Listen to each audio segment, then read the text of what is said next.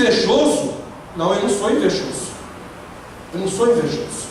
E aí Deus ele permite uma situação para que você venha reconhecer e ver o quanto você é invejoso, o quanto isso te afasta de Deus. Então, muitas vezes Deus ele permite essa situação, que Ele quer nos curar, para que dessa maneira Ele venha nos abençoar, porque antes de Ele nos curar, Ele não pode liberar bênçãos sobre a nossa vida.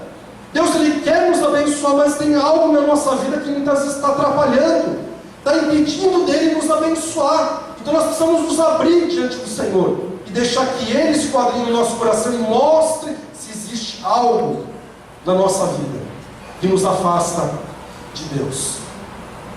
Aí nós vamos fazer uma contextualização de adversidades nas nossas vidas. Muitas vezes ficar desempregado, você morre de medo de ficar desempregado, porque eu vou ficar desempregado, e aí como que eu vou pagar aluguel, como que eu vou pagar minhas contas? Então você morre de medo de ficar desempregado, você morre de medo de ser assaltado, você tem medo de não poder casar.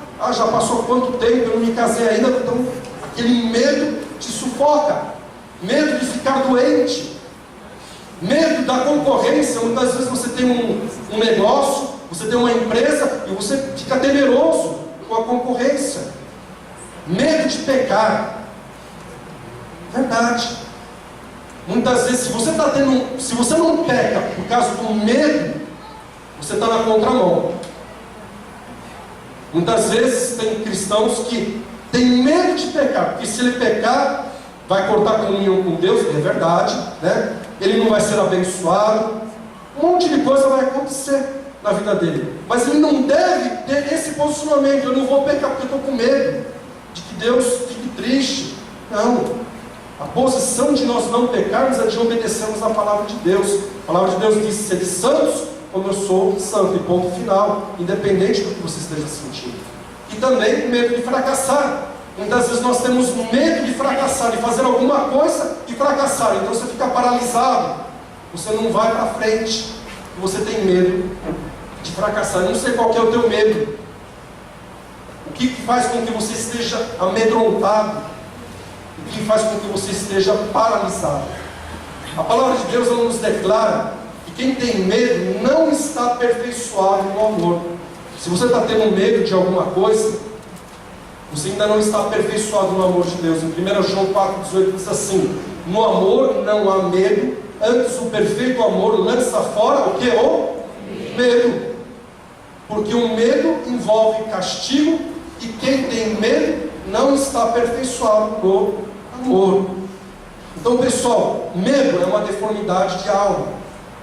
É diferente daquele medo que você tem, é diferente daquela preocupação que você tem a respeito de uma coisa ou de outra coisa, mas aquele medo ele vai te afligindo, te agoniando, ele vai perdurando, vai passando uma semana, um mês, um ano, 2 anos, 10 anos, e você está com aquele medo de que algo aconteça com você em alguma área da tua vida.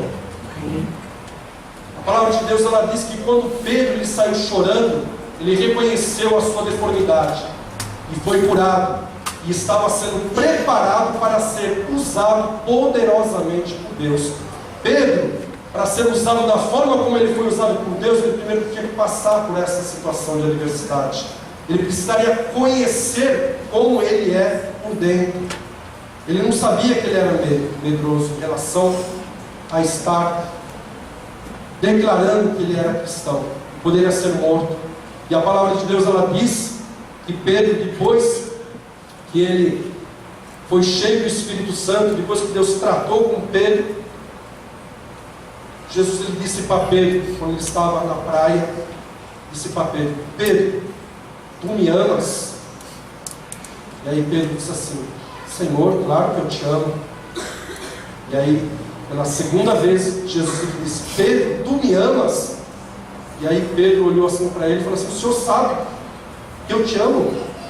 E aí, pela terceira vez, ele falou: Pedro, tu me amas? E aí Pedro falou assim: o senhor conhece o que está no meu coração, o senhor sabe que eu te amo de verdade. Era um outro Pedro. Por que Jesus indagou 3 vezes para Pedro se ele o amasse? Porque Pedro negou a Jesus por 3 vezes.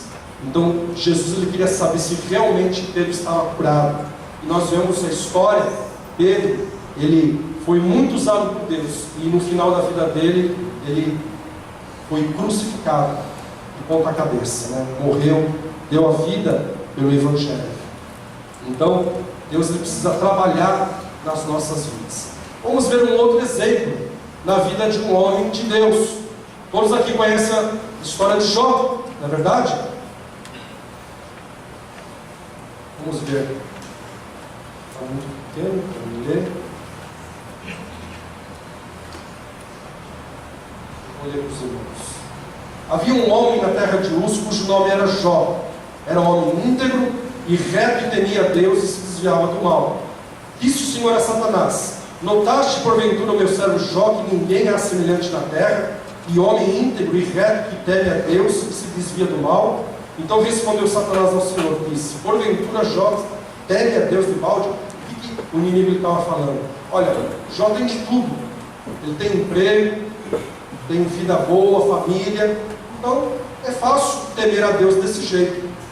E aí nós sabemos o que aconteceu. Deus permitiu para que o inimigo tocasse em Jó. E aí, mesmo assim, Jó, lá no versículo 20, ele diz: então Jó se levantou, rasgou o seu manto, rapou a sua cabeça e, lançando-se sobre terra, adorou. E disse: nu saí do ventre da minha mãe, nu tornarei para lá. O Senhor deu, o Senhor o tirou, bendito seja o nome do Senhor. Jó louvou e glorificou ao Senhor por causa da adversidade. Nós temos louvado e exaltado ao Senhor diante da adversidade. É difícil, né? É fácil a gente estar aqui cantando com a igreja, mas no dia a dia, quando vem as lutas, vem as dificuldades, será que você tem louvado ao Senhor? Será que você tem glorificado ao Senhor diante da adversidade, diante do problema? Lá no capítulo 23 de Jó, ele diz assim o seguinte: se eu soubesse onde encontrá-lo e pudesse chegar ao seu tribunal, exporia ante ele a minha causa e encheria a minha boca de argumentos, saberia as palavras com que me respondesse e entenderia o que me dissesse. E aí, Jó, eu acredito que foi a maior dificuldade que Jó passou. Não foi perder as coisas, os bens materiais, não foi perder a família, não foi a enfermidade física que ele teve. Tudo isso gera aflição, gera luta e dificuldade, mas eu vejo que a maior luta que Jó teve, a maior adversidade que Jó teve, ele declara aqui no capítulo 23, no versículo 8: eis que se vou adiante, eu não encontro Deus, Deus não está lá. Se eu volto para trás, Deus também não está lá. Se eu procuro a minha esquerda, Deus também não está lá. Eu não o vejo. Vire-me pela direita e também não o acho lá. O que Jó está falando? Ele está falando: Senhor, o que eu fiz de errado para que esses problemas viessem na minha vida? Me fala para mim, que eu resolvo o problema, e aí eu vou seguir o caminho. Mas Jó está falando aqui: Deus, eu estou orando para o Senhor, eu estou jejuando, e eu não estou ouvindo a tua voz. A maior luta e a maior dificuldade na vida de cada cristão, eu creio, que é quando você busca Deus diante de uma adversidade, e Deus ele fica em silêncio. Deus ele fica em silêncio naquele momento. Naquele momento você é provado até o último. Onde você está passando por uma luta, está passando por uma dificuldade, por uma adversidade, você está orando a Deus, você está clamando a Deus, e Deus ele fica em silêncio, para ver qual é a tua reação. Qual é a tua reação? Diante de uma adversidade que você está passando, você está orando para Deus, e Deus está em silêncio. Como que você reage? Você começa a murmurar, você começa a dizer: Deus não existe, para que servir a Deus desse jeito? Qual que é a tua reação em relação a quando Deus ele fica em silêncio? A palavra de Deus, ela diz que quando nós somos provados dessa maneira, nós somos provados como o ouro, ele é provado. Quando o ouro ele é derretido, toda a escória dele, toda a sujeira dele vem para tona. E aí limpa, e aquele ouro ele fica puro. E é dessa maneira que Deus ele age nas nossas vidas, através das adversidades. A escória, aquilo que não presta, vem à tona, as deformidades de alma vêm à tona, e aí Deus ele começa a fazer uma obra de limpeza, de cura na nossa vida, e aí vai nos preparando para que desta maneira a bênção dele nos alcance. Vamos fazer uma analogia aqui. Imagina só você no lugar de Jó. Eu vou aqui falar algo e você se coloca aí nessa situação. Vamos fazer então essa analogia no lugar de Jó. Você participa dos cultos da igreja, culto de libertação, dos jovens, da família. Você participa das campanhas que a igreja realiza. Você é um líder de célula, um anfitrião, participa da escola de treinamento, se envolve com os eventos da igreja, é fiel no dízimo e nas ofertas e procura viver uma vida santa diante do Senhor. Mas um dia você fica desempregado, aparece um quadro de enfermidade grave na tua vida, o seu cônjuge não te apoia, os amigos e a família te abandonam, os irmãos da igreja dizem que você está em pecado, por isso, de toda esta calamidade. E quando você ora a Deus pedindo uma direção do que fazer, Deus fica em silêncio absoluto. E essa situação ela perdura durante alguns dias, ou durante algumas semanas, ou durante alguns meses, ou durante alguns anos. Qual é a tua reação? Como que você reage diante de um quadro desse? Talvez não esteja acontecendo tudo isso. Talvez uma dessas situações está acontecendo hoje na tua vida. Como você está reagindo diante dessa adversidade? Ah, mas já está durando dias, já está durando semanas, meses, anos. E muitas vezes é nesse momento que nós vamos reconhecer como nós somos aqui, como nosso coração é. Não existe outra maneira, igreja, da gente conhecer como nós somos interiormente, senão através das adversidades. Deus ele não tem alegria de permitir que isso venha sobre as nossas vidas, mas não existe outro caminho. Não existe outro caminho para que você venha ter conhecimento, revelação de como que é o teu coração. E você venha ter revelação de qual é o teu conhecimento de Deus. Você crê que Deus te ama? Amém. Crê que Deus te ama? Amém. Que Ele tem o melhor para você? Amém. Então quando vierem as dificuldades, as adversidades, você deve agradecer, louvar e glorificar Deus, porque Ele está te dando uma oportunidade de você crescer diante do Senhor. Não existe outra maneira. Infelizmente, não há outro meio para que Deus ele venha fazer com que cresçamos diante dele. No capítulo 42 de Jó, ele declara: